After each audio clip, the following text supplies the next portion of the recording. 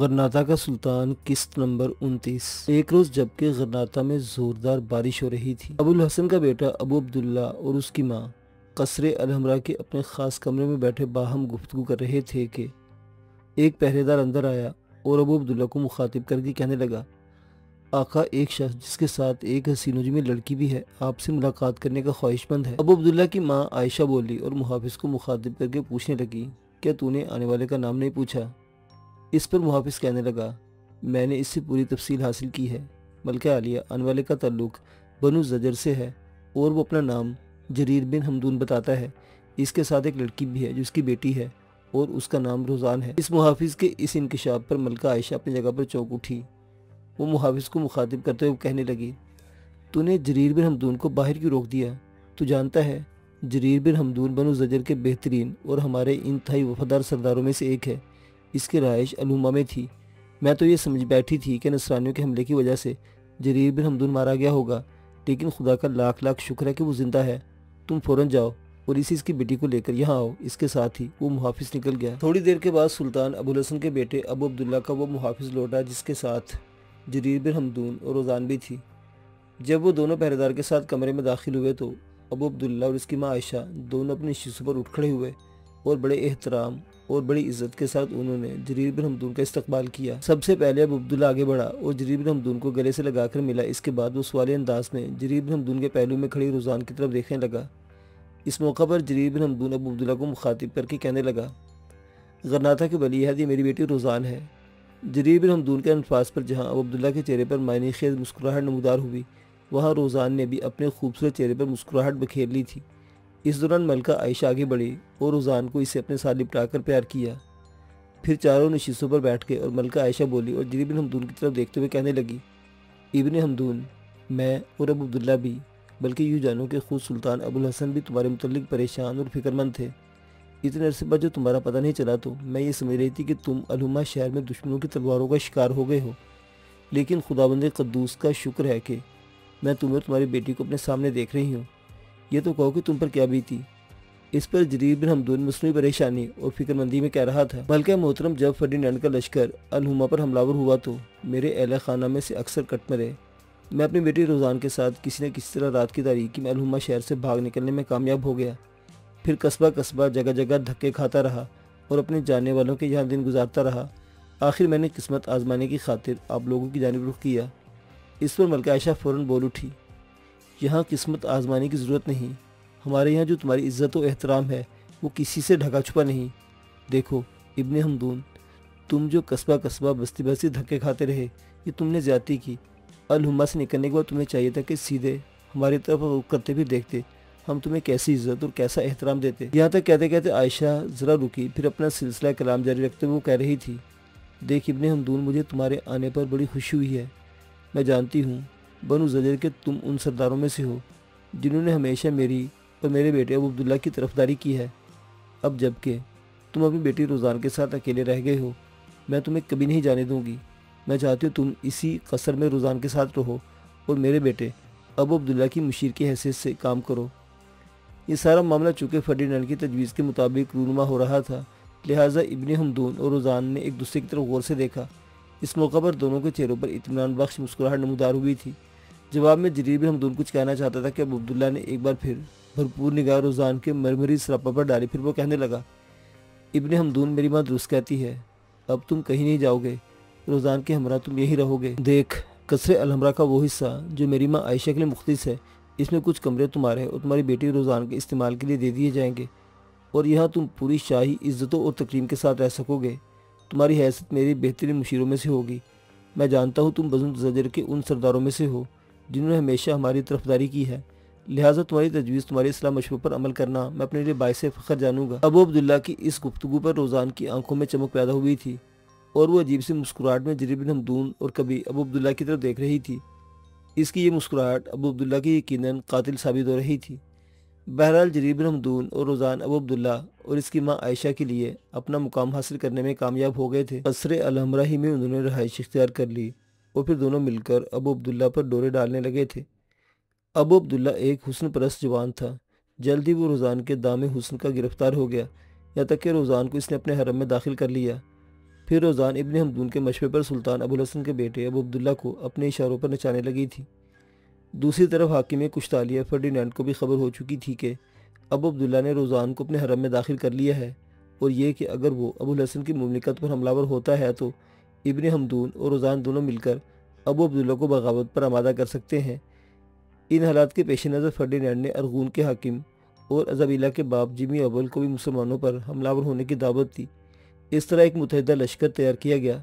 इस लश्कर में फर्डिनेंड और जिमी बनफ्स नफीस शरीक थे। फिर ये मुतहदा लश्कर सुल्तान अबुल हसन के शहर लूशा की तरफ बढ़ा ताकि इस शहर पर हमलावर होकर इसे मुसलमानों से छीन लिया जाए। ये शहर दरिया नील के जुनूब में वाक़ था। तहम सुल्तान अबुल हसन ने इसके इस्तेहकामात पर काफ़ी तवज्जो दे रखी थी। शादी के बाद रकीम बिन खल्लात ने मस्कन ही में रोता के पास क़याम रखा था, जबकि रेब और लश्कर के हिस्से को लेकर मंसूर बिन नुमान और मंजर बिन तरीफ मस्कन से निकलकर हस्पाने के बस्ती हिस्सों की तरफ जा चुके थे। एक रात रकीम बिन खल्लात और रोता दोनों मियाँ भी अपनी रहायशगाह के कमरे में बैठे बाहम किसी मौजू पर गुफ्तगू कर रहे थे कि इन्हें फ़ज़ाओं में शाहीन की तेज़ आवाज़ें सुनाई दी।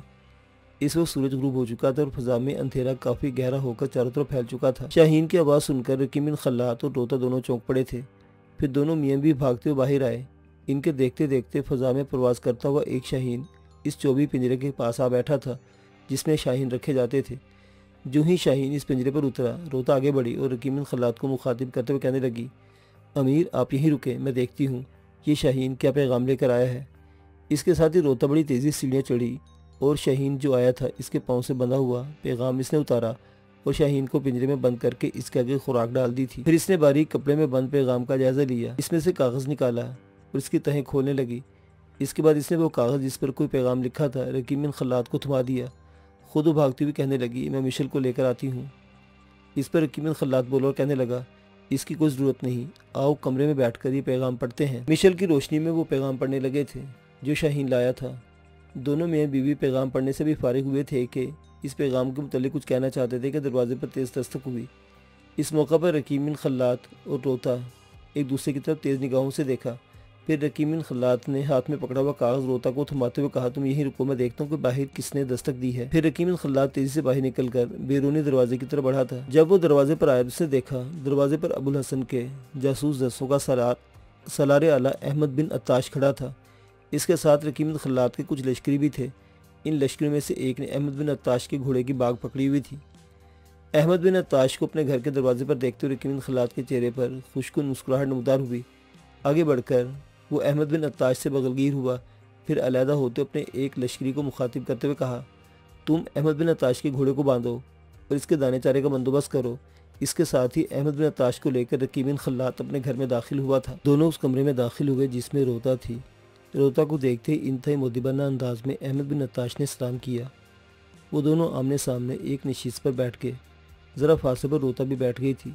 कबल इसके कि रकीम बिन खल्लात अहमद बिन अत्ताश से आने की वजह पूछता, अहमद बिन अत्ताश खुद ही बोल पड़ा और रकीम बिन खल्लात को मुखातिब करके पूछने लगा, अमीर रकीम बिन खल्लात, मैं एक इंतहाई अहम मौजू पर आपसे गुफ्तगू करने आपकी खिदमत में हाजिर हुआ हूँ। इस काम के लिए मुझे सुल्तान अबुल हसन और इनके भाई असगर ने सलाह मशवरे के बाद भेजा है। अहमद बिन अत्ताश की इस गुफ्तगू पर रकीम बिन खल्लात किसी कदर मुतफक्किर हुआ। फिर वो पूछने लगा, खैरियत तो है, तुम किस काम के सिलसिले में आए हो। इस पर अहमद बिन अत्ताश फिर कह रहा था, अमीर रकीम बिन खल्लात, हस्पानिया की सारी रियासतों का एक अलहदा लश्कर लेकर अनकरीब हमारे सरहदी शहर लूशा पर हमलावर होगा। मेरे इतलागर दो ने ये इतला दी है कि जिस लश्कर के साथ नसरानी हमलावर होंगे इस लश्कर में कुश्तालिया और अरगून के हुक्मरान फर्डिनेंड और जिमी बनफ्स नफीस शामिल हैं। ये लश्कर पहले करतबा शहर में जमा हुआ, फिर करतबा शहर से कूच कर चुका है। आहिस्ता आहिस्ता सफ़र करते हुए ये शहर लूशा की तरफ बढ़ेगा।